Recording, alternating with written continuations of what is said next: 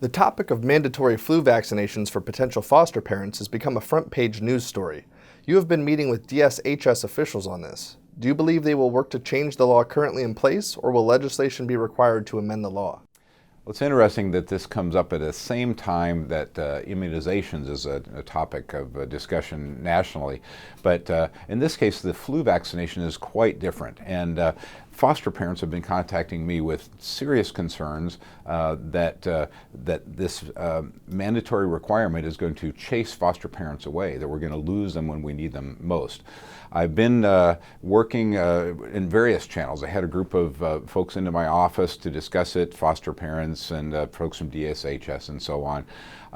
And the discussion went well. However, as I understand it, they're going to continue with the mandatory requirement. So I've continued on in trying to avoid legislation if we can, but I'm working with a Representative Kagi, who's the chair of the appropriate committee. She's working her channels, so I'm holding off and seeing if we can get this resolved without legislation, but I'm prepared to go there if necessary. You're going to be sponsoring a bill to change how the state need grant is administered so more kids on the waiting list can receive the grant. What specifically would the bill do? Well, I'm actually quite excited about this bill. There are over 30,000 kids on the waiting list for the state need grant that qualify for it, but because it's not funded, can't receive it. I was thinking about that right now those recipients can go to any university that they want to. Then I was thinking about who actually pays for the state need grant, and that's us. It's we the people. We pay for it with our taxes. Well, how do we handle a problem where if we want our child to go to the University of Washington, we can't afford it? We send them to a community college where they go and they save a lot of money in the first couple of years, and then they go to the University of Washington. Well, why don't we apply that same principle in this case, where recipients of the state need grant go to the community college first, and then they also save a lot of money, which effectively means the state saves a lot of money.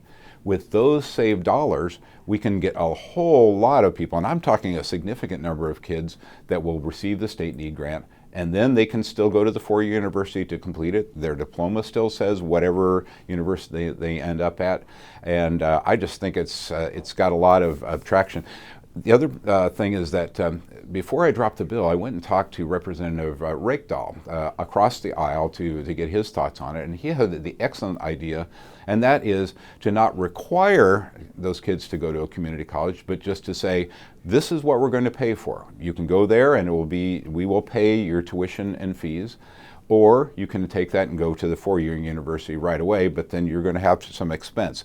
So it opens it up to allow more freedom, but still we're going to have the desired effect of getting more kids the state need grant.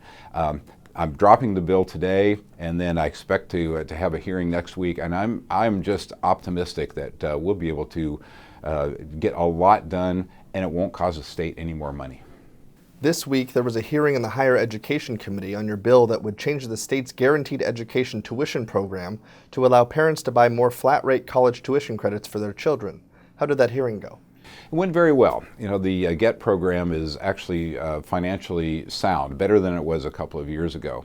And so I think this is the perfect time to say, not necessarily, the state doesn't need to spend any more money again, but it does allow parents to invest in their kids' education now so that when they get ready to graduate, or when they're in the university years from now, they don't find themselves in $30,000 of debt, which is about the average for our kids these days. So there was no opposition in the hearing, and I hope that bill will proceed.